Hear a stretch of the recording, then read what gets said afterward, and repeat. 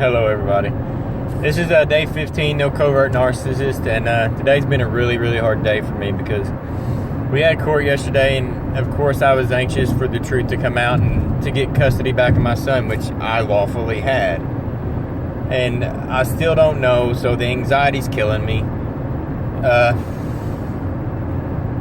Then on top of that, my lawyer tells me I need to go through the recordings and listen to all of them each and jot down specific times in those recordings. And you know what? That's hard as a mother.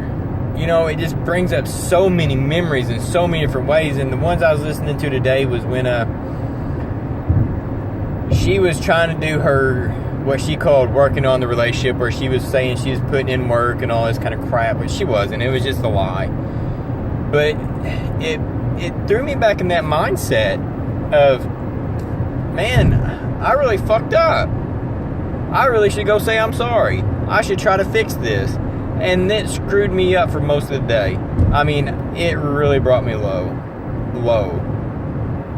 And I'm sure there's some of you out there that can understand exactly what I'm talking about, especially if you're living through it. That it gets hard. I mean, you've had your whole mind fucked with. Everything that you are and were was erased and replaced with someone who's fucked up in the head, and now I am. And I know I'm cussing a lot in these videos, and I'm sorry if that bothers you, but it's kind of my way of getting a little bit of this anger out. And I will be so glad when this shit is over with. I want my son back so bad. And I'm willing to suffer through this, but it is hard. And that's something, if any of y'all are starting to record or try to pay attention to that, just know someday you're gonna have to maybe possibly listen to it. So as it's happening, be really good with your records and what's happening on those days. Deal with it then, so you don't have to redo it. Because this is twice now that I've had to listen to over hundreds of recordings just to try to pinpoint certain things that normal people will recognize. Because if you're not a victim of this stuff or a survivor, then you have no clue. And I was on one of the Facebook support groups the other day, and there was someone talking about they're actually trying to get to where judges know more about this kind of stuff. And I don't see how you can be a judge and not be aware of social issues. Especially over children. You're making decisions about children and parents. You should know this. You make parents go to parenting class because they're evidently poor parents. But these judges are just able to make decisions based on what they think without any knowledge about the situation. I don't understand it, but I was glad to hear it. It made me feel a little bit better that someone's actually gotten started on something like that. And I just wanted to say, I've been really down today, and I actually went and talked to my grandparents a little bit because they were pretty much my parents. And a lot of that goes back into my codependency, and that was because I had a shitty-ass mom and a dad that was never around. And that just fed into what I'm dealing with. But my grandparents kind of, they validated a lot for me, and they helped me see that what I was feeling wasn't all that wrong, And it's not so much that they try to cheer me up with it, it's that they help me refocus and help me see the bigger picture that right now I can't see. And that's something that happens in these situations, is you get in that mindset that they put you in, that you are going to be this way and you have to stay that way until you change it. And that's only going to change once. Honestly, I don't know when it's going to change, but I welcome it. I want this shit out of my head. I want to be me again. I don't want to just every now and again have a few hours of happiness. I want to have days of it. But I'm still waiting to hear about my court case, and I'm not only worried about that, but just my other kids in general.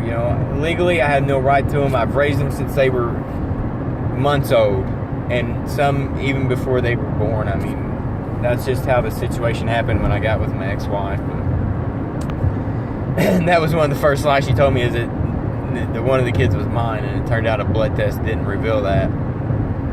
But it didn't matter, because he's still my kid, you know. And if you're someone that can draw a line like that, to me, there's something wrong with you. A child has nothing to do with what a parent did. And that's what upsets me so much about what my ex-wife is doing, because she's bringing children into this stuff with stuff that she did. And I guess I enabled her. But that's just where I'm at on that. It's just a short little video, and I am struggling with depression really bad today, since yesterday, and probably will be as long as I'm having to deal with these recordings. But I'm not only doing it now for court, but I don't know, I'm hoping, you know, in the future maybe it'll serve some better purpose. Maybe, I don't know. That's all I can hope for. I know everyone has been really supportive of me, and I'm not trying to knock it. I mean, I feel kind of guilty that I feel the way I do because people have been so supportive. That's just, I guess, part of my conditioning. I've been conditioned not to accept good things from other people. And it's really hard to hear kindnesses and good things said about you. And to hear someone say, I don't know, I'm not trying to trash talk her. I'm trying to be a better person about this situation. I'm trying to forgive her, but it's hard, to say the least. To say the very least, it's hard. And I think that's where I'm starting to understand, you know, how people say, you know, it took them years to get over it. If that's what it's going to take, that's what it's going to take, but it sucks. And anybody that's going through it, man, be prepared. You cannot be too prepared. I was in counseling before this. She pressured me into stopping it, and I've gotten back into it. And I just want you to know, you know, you're going to have support. You need support groups, you need supportive friends, you need supportive family. If you don't have those things, and you need to lean on God. I mean, you need to lean on God. And right now, that's something I'm having trouble with. I've come back into my faith a lot. I was faithful to God a lot of my life. And I think He steered me down this road for a good reason. But at the same time, I kind of blame Him. I wanted to be favored by Him, but at the same time, I didn't want to have to learn any lessons. And, you know, it sucks learning lessons. But I'm trying not to be mad at God, because I know I asked for it. I asked for His blessings. I asked to learn lessons because I wanted to be a better person. I didn't want to be, you know, forgotten. I didn't want to be forever punished, you know, without Him or His love. And just, if you don't believe in God, you're going to have to do something. And you're going to need people. And I would almost bet before it's all over with, you get on your knees and you pray. And that's not such a bad thing. It's not bad at all.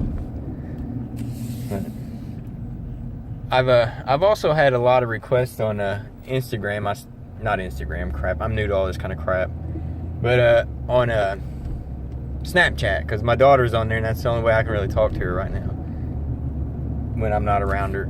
And I think it's my ex-wife trying to bug me, but she's been doing shit like that. And I mean, that don't bother me so much. It's just the fact that they fucking lie on me all the time. And you do good by somebody, and they just constantly fucking lie on you. And what do you do with that? You just sit there and take it? Because, I mean, that's the reason I left. I was tired of fighting with her. I was tired of fucking with that bullshit. And it's still continuing. And I know it's probably never going to go away, but I don't know. I guess I'm just going to have to get used to being lied on. Because I take great pride in not lying.